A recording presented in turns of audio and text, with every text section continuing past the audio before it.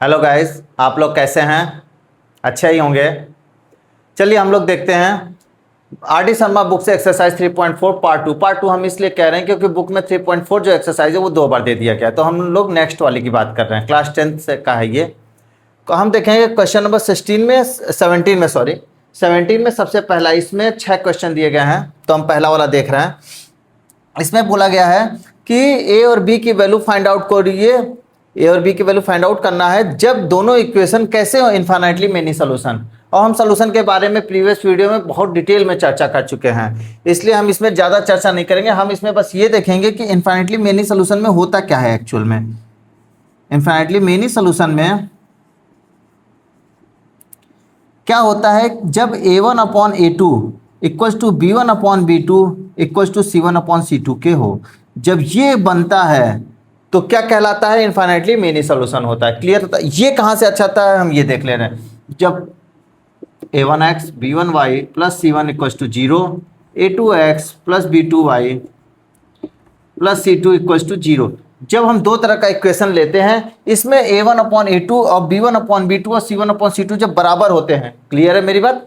जब बराबर होते हैं तब हम ये कह सकते हैं कि दोनों का जो सोल्यूशन होगा वो कैसा होगा? इन्फिनिटली मेनी सोल्यूशन होगा।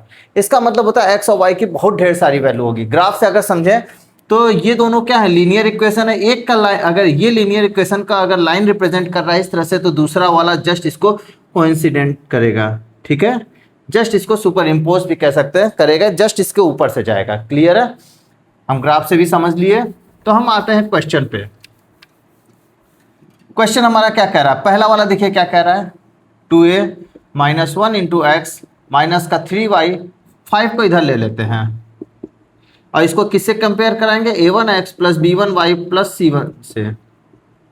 तो हमें क्या मिलेगा? A1 की वैल्यू 2a माइनस 1 हमें दिख रहा है, ये A1, ये B1 माइनस का 3 और ये C1 माइनस का 5। क्लियर है? इस तरह से हम A2 B2 और C2 यहां से निकालेंगे। तो यहां पे क्या दिया हुआ है? 3x प्लस का B माइनस 2y और 3 को हम इधर ले लेते हैं, जैसे 5 को इसमें हम इधर ले लिए थे, माइनस का 3 इक्वल्स टू 0।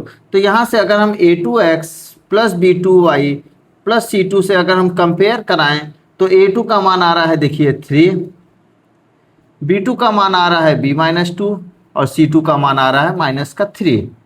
अब ये वैल्यू हम इसके पास रखते हैं, देखते हैं क्या होता है हमें।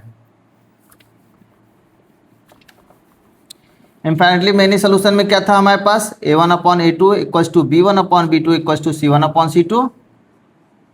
A1 का मान 2a माइनस 1, A2 का मान 3 माइनस 3, B1 का मान, B2 का मान B माइनस 2 और C1 का मान माइनस 5 माइनस 3। क्लियर हो गया यहाँ से? अब हम देखेंगे अगर हम इन दोनों को सॉल्व करेंगे तो हम फंस जाएंगे। क्यों? क्योंकि यहाँ ए और बी क्रॉस मल्टीप्लाई करेंगे तो दोनों आ जाएगा। तो हम ऐसा क्यों गलती करने जाएं? हम क्यों इसको भी तो ले सकते हैं। जब इन दोनों को लेंगे तो देख रहे हैं वेरिएबल केवल एक ही है, तो आसानी से निकल जाएगा। और इन दोनों को ले लेंगे, क्या ये इसके इक्वल नहीं है? ये भी है, ये भी इसके इक्वल है, तो यहाँ से ए की वैल्यू निकाल लेंगे और यहाँ से बी की वैल्यू निकाल लेंगे। क्लियर है?